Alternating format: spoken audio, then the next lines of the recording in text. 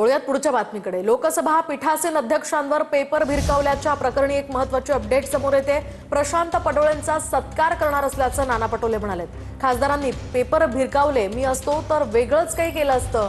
दरम्यान काल लोकसभेत पेपर भिरकावल्या प्रकरणी 8 खासदारांना निलंबित करण्यात आलंय। त्यामध्ये महाराष्ट्रातील प्रशांत पडोळे यांचाही समावेश आहे। तर आपण पाहतोय या ठिकाणी लोकसभेत पेपर भिरकावणाऱ्या प्रशांत पडोळेंचा सत्कार करणार असल्याचं पटोलेंनी म्हटलेलं आहे। आणि असंही त्यांनी म्हटलंय की खासदारांनी पेपर भिरकावले, मी असतो तर वेगळंच काही केलं असतं, असंही पटोले म्हणाले आहेत।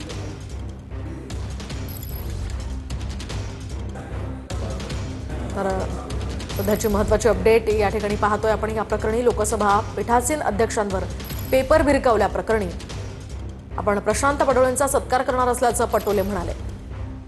विरोधी पक्ष नेते राहुल गांधीजींना राष्ट्रपतीच्या अभिभाषणावर न बोलू देणं आणि ज्या ठिकाणी देशाच्या सुरक्षेच्या बद्दलचा मुद्दा उपस्थित करून सुद्धा एकतर्फी लोकसभेचे